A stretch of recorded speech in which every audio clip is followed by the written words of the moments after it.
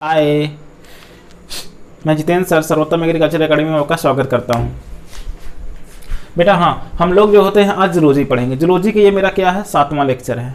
हम लोगों ने प्रोटोजोआ पढ़ रहे थे। अब प्रोटोजोआ में हम लोगों ने प्रोटोजोआ का क्लासिफिकेशन पढ़ा था, प्रोटोजोआ का जनरल कैरेक्टर पढ़ा था और हमने एक उसका मेंबर पढ़ लिया था अमीबा। अमीबा खत्म हो गया था। आज हम स्टार्ट करते हैं प्रोटोजोआ का सेकंड मेंबर जिसे हम क्या बोलते हैं पैरामीशियम। आज हम लोग मोस्टली पढ़ेंगे किसके बारे में, पैरामीशियम के बारे में पढ़ेंगे। ठीक, अच्छा तो हम सब क्या करते हैं पैरामीशियम को स्टार्ट करते हैं। पैरामीशियम ये हमारा क्या होता है, इसका दूसरा मेंबर हम लोग मानते हैं प्रोटोजोआ का। तो हम लोग इसका देखेंगे क्या, ये पैरामीशियम है। पैरामीशियम का हम सब देखेंगे systematical classification. Systematical classification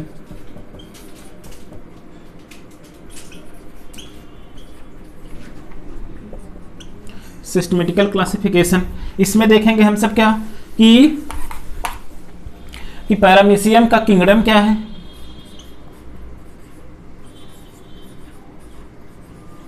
kingdom, इसका किंगडम क्या होता है एनिमेलिया, फाइलम प्रोटोजोआ कहलाता है, इसका प्रोटोजोआ हो गया। ठीक, अच्छा फिर इसके बाद हमारा था क्या क्लास आता है। क्लास इसका क्या है हमारा सिलिएटा क्लास का मेंबर होता है। क्लास इसका होता है सिलिएटा। फिर इसके बाद आता है हमारा ऑर्डर, इसका ऑर्डर आता है।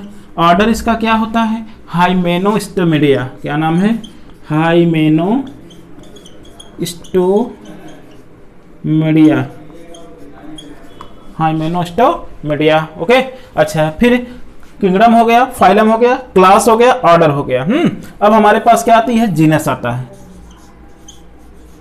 जीनस आएगी। जीनस क्या है हमारी, इसकी पैरामीशियम है, पैरामीशियम। अच्छा अब आती है लास्ट में स्पीसीज। स्पीसीज क्या होता है इसका कॉर्डेटम। स्पीसीज इसकी क्या है हमारी कॉर्डेटम है। ओके, चलो ये तो हमारा क्या हो गया, इसका क्लासिफिकेशन हो गया। ये हमारा क्या था पैरामीशियम का क्लासिफिकेशन था। क्लासिफिकेशन हम सब पहले देखेंगे किंगडम इसका एनिमेलिया कहलाएगा, फाइलम प्रोटोजोआ होता है, क्लास सिलिएटा होता है, ऑर्डर हाइमेनोस्टोमिडिया है, जीनस इसकी पैरामीशियम है, स्पीसीज इसकी क्या है कॉर्डेटम है। ठीक, अच्छा इतनी बातें हो गई। अब ये तो हमारा क्या पैरामीशियम का क्लासिफिकेशन था। अब हम लोग इसकी बात कर लेंगे किसके हैबिट और हैबिटाट के बारे में। पैरामीशियम का हैबिट एंड हैबिटाट, निवास और वासस्थान।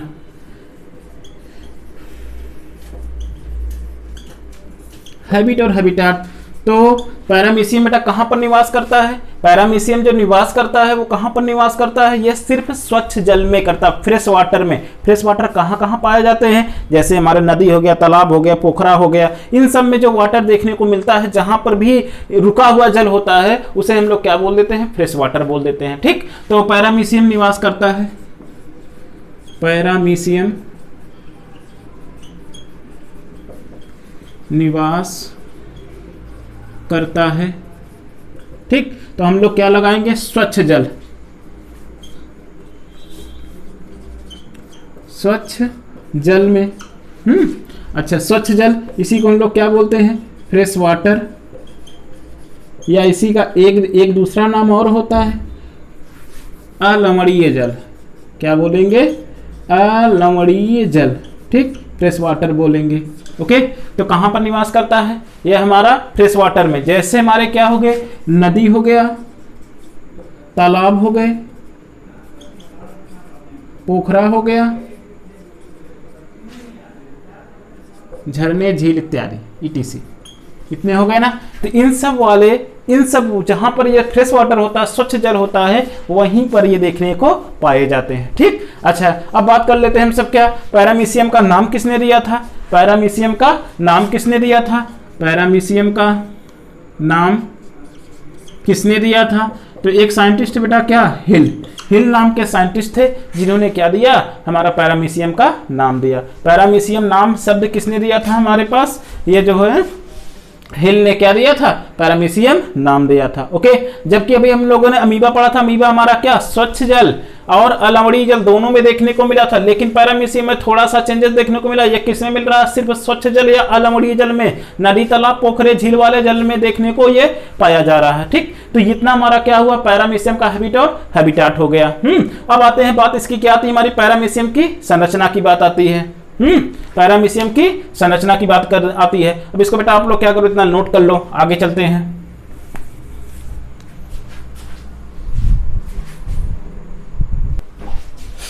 हम लोग पैरामीशियम का स्ट्रक्चर देखते हैं। पैरामीशियम का स्ट्रक्चर ये हमने आपको क्या किया है, ये सिंपल से हमने क्या किया, स्ट्रक्चर ड्रा किया है।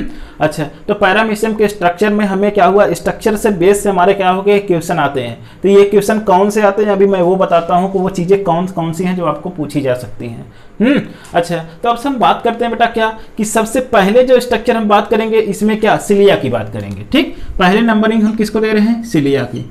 सिलिया जो होते हैं, यह क्या होता है, यह जो होते हैं क्या होता है, पैरामीशियम में गमन अंग क्या कहलाता है, सिलिया कहलाता है। ठीक, पैरामीशियम का गमन अंग क्या कहलाता है, सिलिया कहलाता है। पहला क्वेश्चन हो गया। अच्छा, पैरामीशियम का गमन अंग क्या हो जाएगा, सिलिया हो जाएगा। और सिलिया से दूसरा क्वेश्चन जब पूछा जाता है, अच्छा सिलिया कहाँ पर पाई जाती है, सिलिया जो है किस जो है ऑर्गन में, किस अंग में पाई जाती है पैरामीशियम के। तो हम लोग देख रहे हैं बेटा कि सिलिया जहां से निकली है, ये स्ट्रक्चर हमारा देखो यहां से स्टार्ट हो रहा है। ये क्या है, इक्टोडर्म है ना, या इक्टोप्लाज्म है। यह कहां से होती है, इक्टोप्लाज्म या बाह्य कोसा द्रव्य से। इसे हिंदी में क्या बोलते हैं हम सब, बाह्य कोसा द्रव्य, बाह्य कोसा द्रव्य। तो सिलिया की ओरिजिन कहां से निकलती है, बाह्य कोसा द्रव्य से। ठीक, अच्छा, अब कहते हैं कि हमारे पास अमीबा के ये हमारे पैरामीशियम के ऊपर एक आवरण पाया जाता है। पैरामीशियम के ऊपर आप देख रहे होंगे एक हमारे क्या हुआ है, एक आवरण दिखाई दे रहा है। जो सिलिया के नीचे आवरण जो दिखाई दे रहा है, ये लाइनिंग जो दिखाई दे रही है ये वाली। ठीक, ये एक आवरण सिलिया पैरामीशियम के ऊपर एक आवरण पाया जाता है। उस आवरण को हम सब क्या बोलते हैं, पेलिकल बोलते हैं। ठीक, अच्छा, तो दूसरी बात क्या हो गई, पैरामीशियम का आवरण क्या कहलाता है, पेलिकल कहलाती है। ठीक, तीसरा क्वेश्चन हो गया। अब हम सब बात करते बेटा क्या, कि ट्राइकोसिस्ट क्या होता है। अच्छा, तो हम देखते हैं क्या, कि पैरामीशियम को जब कभी क्या हो जाती है, जर्क लगता है, बाहर से क्या ठोकर लग जाता है, उस ठोकर को क्या करने के लिए, उससे बचाने के लिए, जर्क से या शत्रु से रक्षा करने के लिए एक अंग पाया जाता है, जिसे हम क्या बोलते हैं, ट्राइकोसिस्ट बोलते हैं। ठीक, अच्छा, तो आपसे क्वेश्चन पूछा जाता है पैरामीशियम का सुरक्षात्मक अंग कहलाता है। सुरक्षात्मक अंग कौन होता है, ट्राइकोसिस्ट होता है। ठीक, अच्छा, तो पैरामीशियम का सुरक्षात्मक अंग कौन हो जाएगा, ट्राइकोसिस्ट हो जाएगा। ठीक, हम लोगों ने चार चीजें पढ़ लिया। अच्छा, तो ये हमारा दूसरी लाइन पर आया था, ये तीसरी लाइन पर आया था। एक बार फिर से हम देख लेते बेटा कि सिलिया जो थी, सिलिया में मैंने दो लाइन बताया। सिलिया में पहली लाइन हमारे पास क्या थी, कि यह क्या होता है, गमन में सहायता करता है। दूसरी बात क्या हो गई, कि सिलिया जो है कहां पर पाई जाती है पैरामीशियम के, ये कहां पर पाई जाएगी, बाह्य कोसा द्रव्य में पाई जाएगी, इक्टोप्लाज्म में पाई जाती है। ठीक, अच्छा, आपसे ये कभी क्वेश्चन पूछा जा सकता है कि जो सिलिया की गति होती है ना, वो जलधारा के किस डायरेक्शन में होती है। तो बेटा अगर हमारे पास मान लेते हैं ये हमारे क्या वाटर करंट है, जलधारा ऐसे ऐसे आ रही है, तो ये हमारे जो पैरामीशियम होते हैं ना, उनका जो सिलिया होगी वो क्या करेगी, इसकी विपरीत डायरेक्शन में क्या करेगी, गति करेगी, अपोजिट डायरेक्शन में। तो हमारे पास जो सिलिया की गति होती है वो जलधारा के विपरीत दिशा में होती है, या हम कह सकते हैं कि जो हमारा पैरामीशियम की भी गति इसीलिए क्या होती है, जल के विपरीत धारा में होती है। पैरामीशियम सिलिया से 3 क्वेश्चन। फिर इसके बाद हम आपसे बातें हैं क्या, पेलिकल। पेलिकल पे सिर्फ एक लाइन हम सब पढ़ेंगे। पेलिकल क्या होती है बेटा, कहते हैं कि पैरामीशियम का जो आवरण होता है उसे हम क्या बोलते हैं, पेलिकल बोलते हैं। ठीक, इससे सिर्फ हमें एक लाइन ही क्वेश्चन बनता है।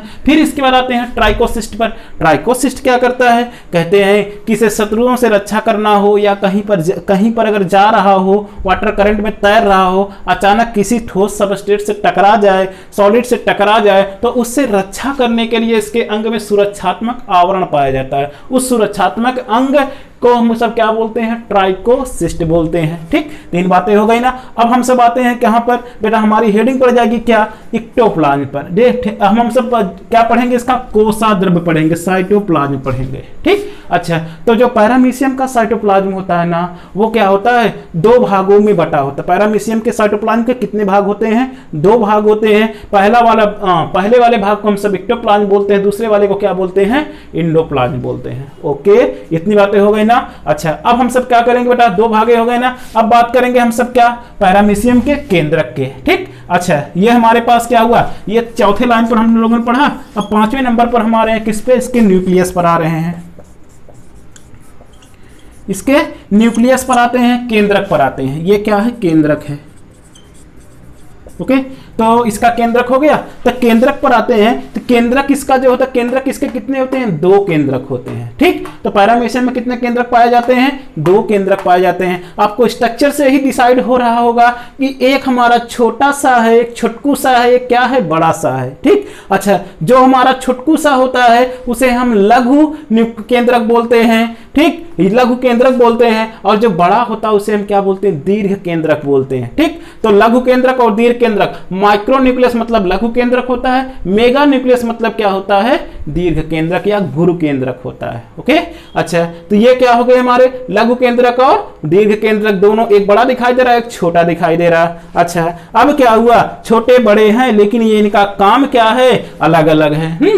अच्छा, तो हम सब बात करते हैं बेटा क्या, कि हमारे पास जो माइक्रो न्यूक्लियस होता है, जो लघु केंद्रक होते हैं, उनका कार्य क्या होता है, यह क्या करते हैं, जनन क्रियाओं में भाग लेते हैं, क्रियाओं में भाग लेते हैं। ठीक, तो ये क्या करेंगे, जनन क्रियाओं में भाग, इनका कार्य क्या होता है, जनन क्रियाओं में भाग लेना। ठीक, अब आता है क्या, मेगा न्यूक्लियस। जब जनन क्रिया सृष्टि को चलाने का भार छोटे वाले को दे दिया गया, तो बड़ा वाला क्या करेगा, बड़ा वाला बेटा क्या करता है, अब बॉडी की देख रेख करता है। ठीक, बॉडी की बेसल मेटाबॉलिक रेट की क्या करता है, देख रेख करता है। ओके, तो ये क्या काम करता है, यह क्या करता है बेटा, उपापचय, जो भी हमारे पास क्या होती हैं, उपापचयी क्रियाएं होती हैं, उपापचयी क्रियाएं। अच्छा, ये क्या होती है बेटा, उपापचयी क्रियाएं, हम कितना खाना खा रहे हैं, कितना पानी पी रहे हैं, ठीक है, और कैसे श्वसन कर रहे हैं, कैसे उत्सर्जन कर रहे हैं, इन सब सारी चीजों का दायित्व तो किसको सौंपा जाता है, बड़े वाले केंद्रक को। ठीक, तो बाहर से जितनी भी चीजें, क्या खा रहा है, क्या पी रहा है, क्या जो होते हैं, कैसे पचा रहा है, कैसे जो होते हैं किसी चीज को बाहर निकाल रहा है, इन सारी चीजों को जो होते हैं उत्तरदायित्व किसको होता है, बड़े वाले को, गुरु बीजाणु को। इसलिए इसे गुरु बीजाणु बोलते हैं, बड़ा साइज होता है, बहुत सारे कार्य करता है। सिर्फ दूसरा वाला क्या करता है बेटा, सिर्फ क्या करता है, यह जो होते हैं जनन क्रियाओं में भाग लेता है। यह जो जनन क्रियाओं में भाग लेगा, एक पैरामीशियम से दूसरा पैरामीशियम, तीसरा पैरामीशियम, चौथा पैरामीशियम, ऐसे क्या करेगा, बनाता हुआ चला जाएगा। ठीक, अच्छा, अब हम सब क्या करते हैं बेटा, इसके बाद किस स्ट्रक्चर पे आ जाते हैं, किस पर, हम सब आते हैं किस पर, संकुचनशील धानी पर। किस पर, संकुचन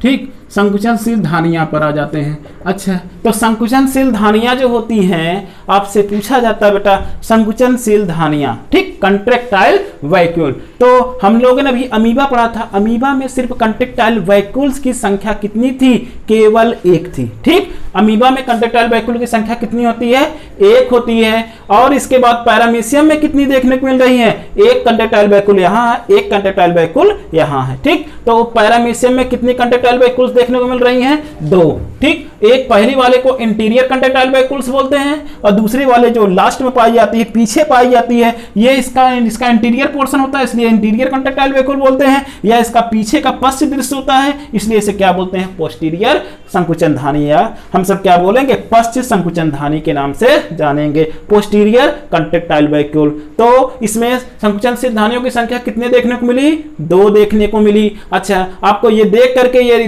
रियलाइज हो रहा होगा कि संकुचन संकुचनशील धानी जो पैरामीशियम की है वो कहां पर पाई जा रही है? यह बाह्य कोशाध्र में पाई जा रही है, अंतः कोशाध्र में पाई जा रही है। यहां से हम स्ट्रक्चर से ही मेरा डिसाइड हो जा रहा है कि जो कंट्रेक्टाइल वैक्यूल्स हैं वो कहां पर देखने को पाई जा रही हैं? अंतः कोशाध्र में, इंडोप्लाज्म में पाई जाती हैं। अच्छा, यही लगे हाथ हम ये भी देख लेते हैं। अभी हमें अमीबा पढ़ाया था। जब अमीबा पढ़ाया था तो उसमें बताया था संकुचनशील धानी की संख्या कितनी होती है? 1। और अमीबा की संकुचनशील धानी कहां पर पाई गई थी? बाह्य कोशाध्र में पाई गई थी। लेकिन पैरामीशियम में डिफरेंस देखने को मिला ना, इसमें 1 थी, इसमें 2 हो गई। उसके बाह्य कोशाध्र में पाई गई थी, इसके कहां पर पाई जा रही है? अंतः कोशाध्र में पाई जा रही है। ठीक, अच्छा, इतनी बातें हो गई ना, हम लोग ये सब भी पढ़ लिए। अब इसके बाद बात क्या करते हैं कि हमारे पास देखो जो भी संकुचनशील धानी होती है ना, वो प्रत्येक संकुचनशील धानी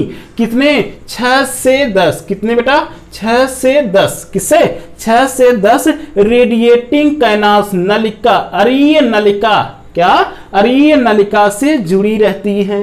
रेडिएटिंग कैनाल से क्या होती है? जुड़ी रहती है। इसको हिंदी में क्या बोलते हैं? अरीय नलिका।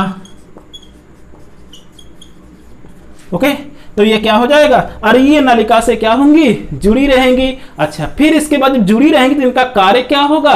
संकुचनशील धानी का क्यों इसकी इंपॉर्टेंस हो गई? ये अंदर भाग गई। तो इसका कार्य होता है बेटा क्या? ऑस्मो रेगुलेशन में मदद करना। ठीक, ऑस्मो रेगुलेशन में मदद करना। तो संकुचनशील धानी का कार्य क्या हो गया? ऑस्मो रेगुलेशन या हमारे परासरण नियंत्रण में मदद करना। इतनी बातें हो गई ना। अच्छा, अब हमारे पास 2-3 स्ट्रक्चर और बचते हैं। हम लोगों ने इसको पढ़ लिया 5वें नंबर पर, इसको पढ़ा कितने 6वें नंबर पर। अब आ जाते हैं हम सब क्या? इसके 7वें स्ट्रक्चर पर। ठीक, अच्छा, 7वां स्ट्रक्चर इसका क्या है हमारे पास? खाद्य धानियां। 7वां स्ट्रक्चर किसको देंगे? कंट्रेक्टाइल वैक्यूल पढ़ने के बाद डायरेक्ट हम आएंगे किस पर? फूड वैक्यूल्स पर। ये है क्या? खाद्य धानियां। खाद्य धानियां क्या होती है बेटा? जैसे हमने अमीबा में बताया था कि वैसे जो काम अमीबा में था वही काम क्या हो जाएगा? यहां पर भी रहेगा। मैंने बताया था कि अमीबा में जो खाद्य धानियां होती हैं वो क्या काम करती हैं? सिर्फ क्या करती हैं? पाचन में मदद करती हैं। ठीक, अच्छा, जब पाचन हो जाता है तब ये जो हमारे खाद्य धानियां होती हैं उनकी पुटकाएं फट जाती हैं और वह क्षेपण क्रिया के द्वारा क्या होती हैं? बाहर निकल जाती हैं। ओके, तो ये बनती कब है? जब हमारे ओरल ग्रुप के द्वारा, ये हमारे गुलेट है, गुलेट क्या करता है बेटा? यहां से जो हमारे उसके छोटे छोटे माइक्रो ऑर्गेनिज्म होते हैं उसको क्या करता है? खाने में खाता है। खाने के बाद वही जब अंदर आता है ओरल ग्रुप के थ्रू, अंदर आने के बाद यही क्या हो जाता है? खाद्य धानी में कन्वर्ट हो जाता है। अच्छा, फिर इसके बाद हमारे पास 8वें नंबर पर जो संरचना आ रही है वो हमारी कौन सी है? वाटर वैक्यूल्स है। ठीक, जल धानियां क्या है? जल धानियां। इनकी भी संख्या क्या है? निश्चित नहीं है। इसकी भी संख्या क्या होती है? खाद्य धानियों की संख्या अनिश्चित नहीं होती है। ये ओके, तो दोनों की संख्या निश्चित नहीं होती, मतलब अनिश्चित होती है। कितनी होंगी कितनी नहीं होंगी ये कोई मैटर नहीं। जैसे वो भोजन पाएगा, जैसे खाएगा, उसी के अनुसार क्या हो जाएंगी? ये बनती और बिगड़ती रहती है। ठीक, तो चाहे जल धानी हो, चाहे हमारे क्या हो, ये हमारे खाद्य धानी हो, चाहे कंट्रेक्टाइल वैक्यूल हो, सब की सब धानियां इसकी कहां पर पाई जाती हैं? अंतः कोशाद्रव्य में पाई जाती हैं। ओके, अच्छा, फिर इसके बाद हम सब बात करते हैं बेटा क्या कि इसमें जो होते हैं ना वर्ज्य पदार्थों को, जो अपशिष्ट पदार्थ होते हैं, अपच जो पदार्थ होते हैं, उनको शरीर से बाहर निकालने के लिए, जो अपच पदार्थ होते हैं ना उनको शरीर से बाहर निकालने के लिए एक पोर पाया जाता है, एक छिद्र पाया जाता है, जिसे हम सब क्या बोलते हैं? साइटोप्राक्ट बोलते हैं। क्या नाम है? साइटोप्राक्ट या गुदा द्वार बोलते हैं। ठीक, तो साइटोप्राक्ट बोलेंगे, या इसी का दूसरा नाम क्या होता है? साइटोफाइजी नाम होता है। क्या नाम होता है? साइटोफाइजी नाम होता है। ओके, तो साइटोफाइजी हो जाएगा, या हमारा क्या? साइटोप्राक्ट हो जाएगा, या हम सब क्या बोलेंगे? गुदा द्वार बोलेंगे। ओके, ये तो इसकी हमारी क्या थी? स्ट्रक्चर की बातें थी। सारा स्ट्रक्चर हमने क्लियर कर दिया। अच्छा, फिर से देख लेते हैं बेटा। सिलिया हमारी क्या हो गई? सिलिया बाहरी वाला आवरण होता है सबसे, और यह क्या कहता है? गमन में मदद करता है, और इसका जो गमन होता है वो जल करण के विपरीत दिशा में होता है। सिलिया कहां पर पाई जाती है? यह हमारे इसके कहां पर मिलेगी? वायु कोसा द्रव्य में मिलेगी। ठीक, अच्छा, फिर इसके बाद हमने बताया क्या कि जो हमारा अमीबा का सॉरी पैरामीशियम का जो हमारा आवरण होता है उसे हम क्या बोलते हैं, पेलिकिल के नाम से जानते हैं, और इसका जो सुरक्षात्मक आवरण होता है उसे हम क्या बोलते हैं, ट्राइकोसिस्ट बोल देते हैं। ठीक, अच्छा, अब इसके कोसा द्रव्य पे आ जाएंगे। कोसा द्रव्य इसका दो भागों में बटा होता है, एक्टोप्लाज्मा और इंडोप्लाज्मा, वायु कोसा द्रव्य और अंतःकोसा द्रव्य। अब इसके सीधे हाथ हम सब आ जाएंगे, इसके न्यूक्लियस पर आ जाएंगे। इसमें केंद्रक जो पाया जाता है वो केंद्रक की संख्या कितनी होती है, 2 होते हैं। कॉन्टेक्टाइल की संख्या की खाद्य संकुचन से धानी की संख्या कितनी होती है, 2 होती है। ठीक, अच्छा, तो इसमें जो न्यूक्लियस होते हैं 2 प्रकार के होते हैं, माइक्रो न्यूक्लियस और मेगा न्यूक्लियस। और इसके बाद जो हमारे कॉन्टेक्टाइल वेसिकल्स होती हैं वो कहां पर पाई जाती है, इंडोप्लाज्म में पाई जाती है। इनका कार्य क्या होता है, इनका कार्य होता है परासरण दाब को नियंत्रित करना, और साथ ही साथ हम सब क्या करेंगे कि इनका जो होते हैं इनसे जुड़ी होती है कितना, 6 से 10 रेडिएटिंग कैनाल जुड़ी होती है, अरीन नलिका जुड़ी होती है, जो हमारे परासरण दाब को परासरण नियंत्रण में मदद करती हैं। ठीक, अच्छा, फिर इसके बाद साथ साथ हम लोग क्या पढ़े हैं, फूड वैक्यूल्स पढ़े हैं। फूड वैक्यूल्स मतलब खाद्यधानियां होती हैं। ये भोजन जब अंदर जाता है, अंदर जाने के बाद यह किस में कन्वर्ट हो जाता है, हमारे पास खाद्यधानियों में कन्वर्ट हो जाता है। खाद्यधानियां इसके साइटोप्लाज्म में घूमती रहती हैं। जब ये पाचन हो जाता है तो ये पुटिकाएं फट जाती हैं। फटने के बाद क्या हो जाती हैं, बाहर निकल जाती हैं। किसके द्वारा, एनल ओपनिंग के द्वारा, साइटोप्लाक्टिया साइटोफाइजी के द्वारा बाहर निकल जाती हैं। ठीक, अच्छा, गुलेट क्या होता है, गुलेट क्या होता है, उसका माउथ होता है जिसके द्वारा क्या होते हैं, भोज्य पदार्थ को वो अंदर लेता है। यहाँ से भोजन जाता है, ओरल ग्रूव में जाके रुकता है, रुकने के बाद डायरेक्ट क्या हो जाता है, हमारे खाद्यधानी में कन्वर्ट हो जाता है। ओके, तो इतनी हमारी क्या थी, ये संरचना हमारा पैरामीशियम का था। ठीक, अब हम सब क्या कर लेते हैं, जो इंपॉर्टेंट लाइनें हैं वो हम क्या कर लेते हैं, पढ़ लेते हैं एक एक। अब बेटा हम क्या करेंगे, जो स्ट्रक्चर जितनी चीजें मैं बोला हूं, जो इंपॉर्टेंट लाइनें हैं आपके लिए, वो हम क्या करेंगे, लिख देते हैं। आप लोग उसको क्या करो, वैसे उतार लो, वैसे रट लो। हाँ, अच्छा, तो देखो बेटा हम सब बात करेंगे क्या, सिलिया। सिलिया में क्या हो जाएगा, पैरामीशियम,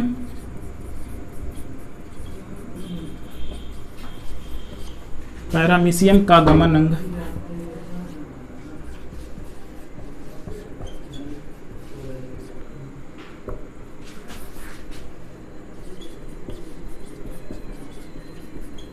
पैरामीशियम का गमन अंग होता है, क्या होता है बेटा, सिलिया। ओके, दूसरी लाइन क्या है, पैरामीशियम में सिलिया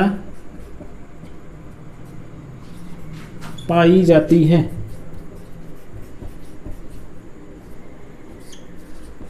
कहाँ पर, इक्टोप्लाज्म में।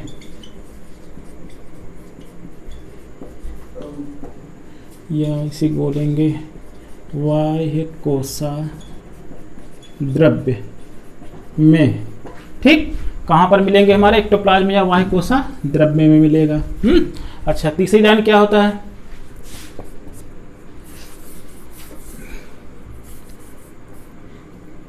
सिलिया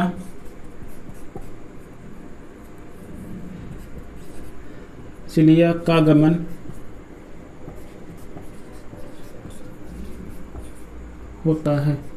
होती है, कैसी होती है, जलधारा के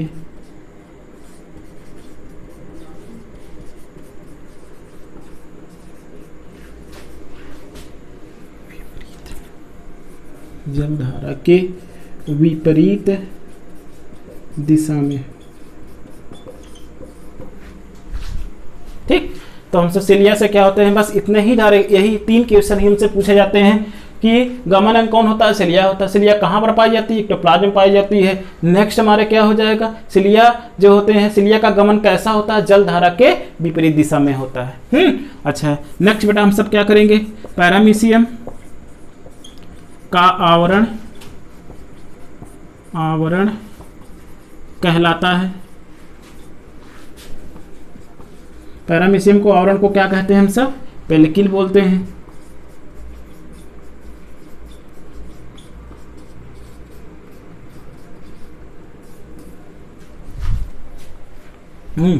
अच्छा, पैरामीशियम का सुरक्षात्मक आवरण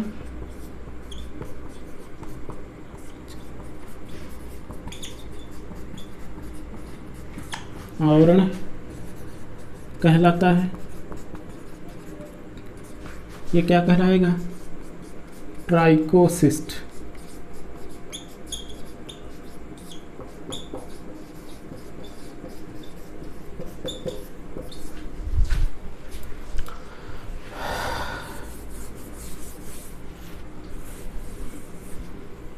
दूसरा, ये हमारे दूसरे नंबर का था, ये तीसरे नंबर की संरचना थी। ठीक, अब चौथे नंबर पर हम सब आएंगे किस पर?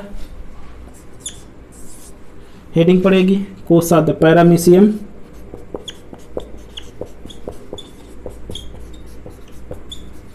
का कोषाद्रव्य।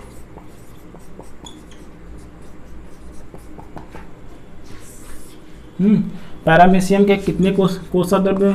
दो भाग। इस पैरामीशियम के कोषाद्रव्य के कितने भाग होते हैं? 2 भाग होते हैं।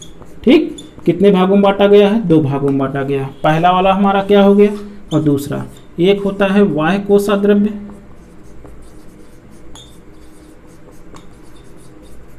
और दूसरा होता है अंतः कोषाद्रव्य।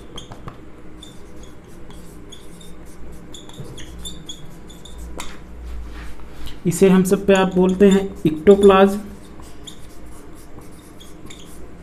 इंडोप्लाज्म।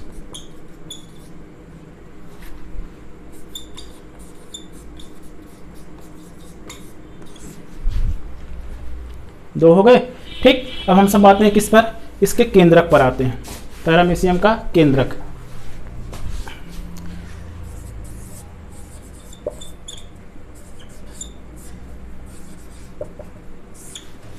केंद्रक में, पैरामीशियम में केंद्रक पाए जाते हैं।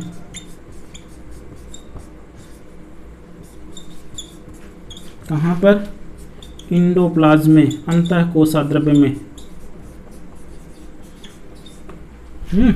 अच्छा, पैरामीशियम में केंद्रक की संख्या होती है 2। ठीक, 2 हो गए। इतना तो हो गया ना, हम इसको मिटा देते हैं। अच्छा, देख लेते हैं बेटा इतना। देखो, सिलिया हमारा क्या होगा? पैरामीशियम का गमन अंग क्या कहलाता है? सिलिया हो जाता है। पैरामीशियम में सिलिया कहाँ पर पाई जाती है? इक्टोप्लाज्म में पाई जाती है। सिलिया का गमन अंग क्या? सिलिया का गमन कैसा होता है? जलधारा के विपरीत दिशा में होता है, हैं? अब पैरामीशियम का आवरण जो होता है उसे हम क्या बोलते हैं? पेलिकल बोलते हैं। और पैरामीशियम का सुरक्षात्मक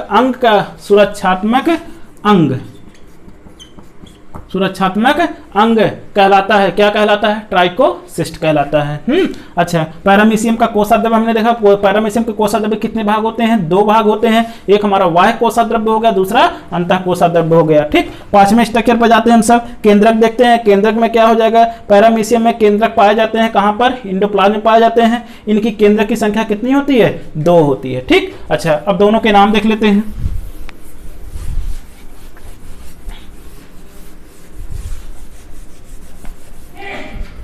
पहला जो केंद्रक होता है उसे हम सब बोलते हैं लघु केंद्रक।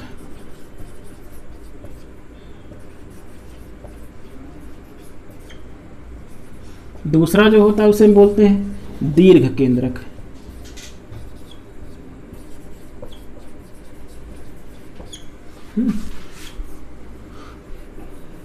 इसी को हम सब गुरु केंद्रक के नाम से भी जानते हैं। 2 प्रकार के केंद्रक हो गए। अच्छा, जो लघु केंद्रक होता है उसका कार्य, बस यहीं पर हम सब सिस्टम से लिख लेंगे। कार्य क्या होता है? जनन क्रियाओं में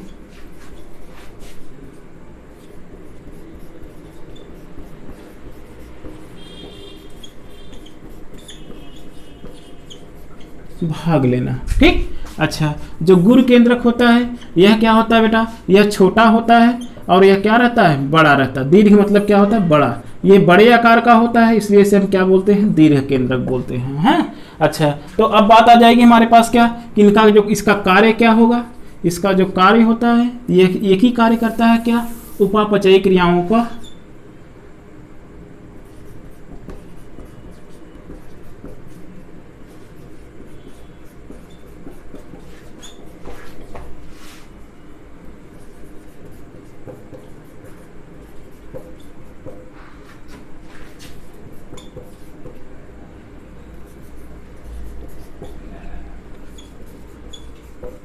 ओके, तो इसका कार्य क्या होगा, उपापचय क्रियाओं पर नियंत्रण रखता है और यह क्या करता है, हमारा जनन क्रियाओं में भाग लेता है। ठीक, उपापचय क्रियाएं क्या होती हैं, हम क्या खाते हैं, क्या पीते हैं, सांस लेते हैं, क्या उत्सर्जित करते हैं, जितनी भी हमारे पास फिजिकल एक्टिविटी होती हैं, सारी फिजिकल एक्टिविटी हमारी किस में आ जाती है, इसमें मेटाबॉलिक रेट में आ जाती हैं, उपापचयी क्रियाओं में आ जाती हैं। ठीक, अच्छा, ये सिर्फ क्या करेगा, जनन क्रियाओं मतलब क्या करेगा, एक पैरामीशियम से दूसरी पैरामीशियम को बनाने का काम करेगा। ठीक, अच्छा, अब हमारे पास हेडिंग पड़ जाएगी क्या, पैरामीशियम का कोसा द्रव्य हो गया, हमने केंद्रक भी पढ़ लिया। केंद्रक कहां पर मिला था, इंडोप्लाज्म मिला था। केंद्रक की संख्या कितनी हो गई थी, 2। ठीक, अच्छा, पहले वाले को जो एक छोटा होता है एक बड़ा होता है, जो छोटा होता है उसे हम क्या बोलते हैं, लघु बीजाणु बोलते हैं, या इसका जो इंग्लिश में से हम लोग क्या बोलते हैं, माइक्रोन्यूक्लियस, और इसको हम लोग क्या बोलते हैं, मेगा न्यूक्लियस। ठीक, अच्छा, इतनी बातें हो गई ना। अब हम सब क्या पढ़ेंगे, पैरामीशियम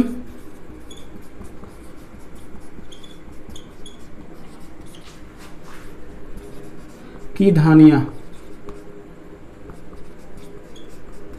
या इसी को हम लोग क्या बोलते हैं, रिक्तिकाएं। पैरामीशियम में खाद्य धानियां सिर्फ, या रिक्तिकाएं। ठीक, अच्छा, तो पैरामीशियम में कितनी रिक्तिकाएं पाई जाती हैं, उसी की तरह इसमें क्या पाई जाती हैं, 3 प्रकार की क्या पाई जाती हैं, रिक्तिकाएं पाई जाती हैं। ठीक, अच्छा, जो हमारा पहला प्रकार है उसे हम क्या बोलते हैं, संकुचन शील धानियां। ठीक, पहली हमारी क्या हो गई, संकुचनशील धानियां हो गई। अब संकुचनशील धानियां को इंग्लिश में क्या बोलते हैं, कंट्रैक्टाइल वैक्यूल्स। चलो, अब देखो इससे कैसे क्वेश्चन पूछे जाते हैं। पहला क्वेश्चन इससे बनता है क्या, जो संकुचन कंट्रैक्टाइल वैक्यूल होती है,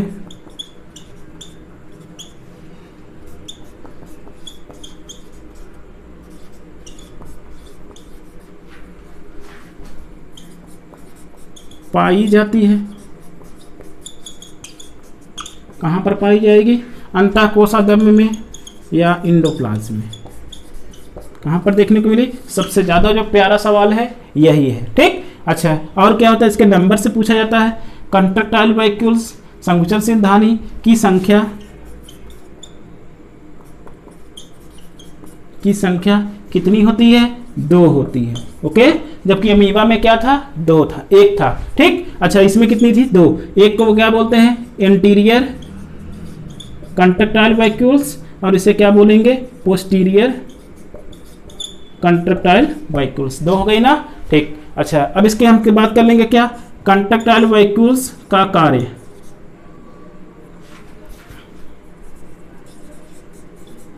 कंट्रैक्टाइल वैक्यूल्स का कार्य, कंट्रैक्टाइल वैक्यूल्स का कार्य क्या होता है, ऑस्मो रेगुलेशन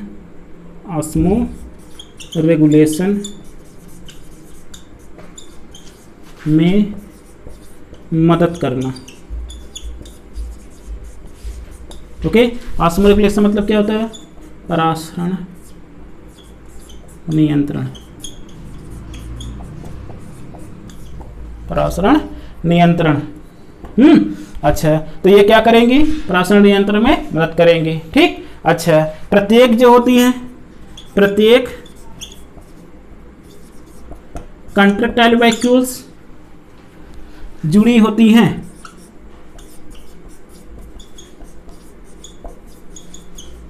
प्रत्येक कंट्रैक्टाइल वैक्यूल्स जुड़ी होती हैं किससे, बेटा हमारे पास हमने बताया था ना 6 to 10 रेडिएटिंग कैनाल के द्वारा। ठीक, अच्छा, तो ये हमारे पास क्या हो जाएंगे, जो प्रत्येक कंट्रैक्टाइल वैक्यूल्स होती है वो किससे जुड़ी होती है, 6 से 10 अरीय नलिका द्वारा या रेडिएटिंग कैनाल द्वारा। ठीक, अच्छा, कंट्रैक्टाइल वैक्यूल्स आपको समझ में आ गया बेटा, वेरी इंपॉर्टेंट है ये हमारे, इसके लिए क्या है, वेरी इंपॉर्टेंट है। तो हम सब क्या देखेंगे, कंट्रैक्टाइल वैक्यूल बेटा कहां पर पाई जाती है, इंडोप्लाज्म में अंतःकोशाग्र में, जबकि अमीबा पड़े थे, अमीबा कहाँ मिले थी, एक्टोप्लाज्म में मिले थी। और इसकी संख्या कितनी है यहाँ पर 2, अमीबा में कितनी थी 1 थी। ठीक, दोनों में कार्य क्या है समान, जो कार्य अमीबा में था वही कार्य क्या करेगी यहाँ पर। लेकिन यहाँ पर क्या हुआ, एक संरचना सामने आ गई, क्या इसमें रेडिएटिंग कैनाल्स पाई जाती हैं जो इसको क्या करती हैं, ऑस्मोरेगुलेशन में ज्यादा मदद करवा देती हैं। ओके, अच्छा अब ये हमारे कंडक्टर वेहिकल्स हो गई। अब हम सब आते हैं किस पर, खाद्य धानियों पर आते हैं। दूसरे नंबर पर खाद्य धानी आती है। नंबर पर जो हमारे पास रिक्तिका है उसे बोलेंगे क्या, फूड वेहिकल्स।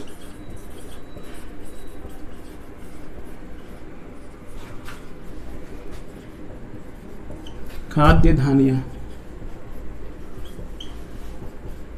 ठीक, अच्छा जो हमारे पास फूड वेहिकल्स होती हैं पाई जाती हैं कहां पर मिलेगी, अंतःकोशाग्र में, इंडोप्लाज्म में। ठीक, संख्या कितनी होगी इनकी, अनिश्चित, अनिश्चित। ठीक, कार्य क्या होगा, कार्य क्या होगा, पाचन में मदद करना। ओके, चलो अच्छा, इसी लगे हाथ हम सब देख रहे हैं। तीसरे प्रकार की क्या, जलधानी, जिसे हम क्या बोलते हैं, वाटर वेहिकल्स, वाटर वेहिकल्स, इसे हम लोग बोलेंगे जलधानी।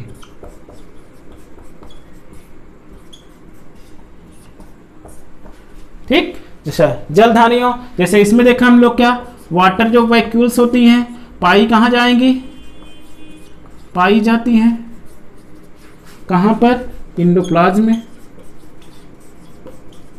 ठीक, सेम समझना यही, बस हमें क्या रखना है, वाटर वेहिकल्स रखना है। ठीक, संख्या क्या है, संख्या इसकी भी अनिश्चित रहती है, अमीबा में भी अनिश्चित थी, यहाँ पे भी क्या होती है, अनिश्चित देखने को मिलती है, हैं? अच्छा, फूड। और इसके बाद हमारे क्या, वाटर वेहिकल्स जो होती हैं, वाटर वेहिकल्स, वाटर वेहिकल्स का कार्य क्या हो जाएगा, सेम, पाचन में मदद करना। ओके, ठीक, अच्छा तो हम लोगों ने क्या किया, जो हमारे पास की धानियां थी धानियों को पढ़ लिया। पैरामीशियम में कितनी धानियां, 3 प्रकार की पाई जाती हैं। एक संकुचन से धानी पाई जाती है, दूसरा हमारा फूड धानी पाई जाती है, खाद्य धानी पाई जाती है, तीसरा हमारा क्या, जल धानी पाई जाती है। ठीक, धानियां हो गई ना। अच्छा, अब हम सब बात करते हैं नेक्स्ट स्ट्रक्चर की।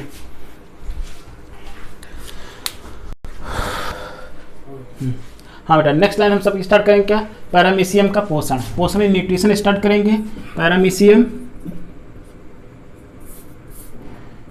में पोषण होता है।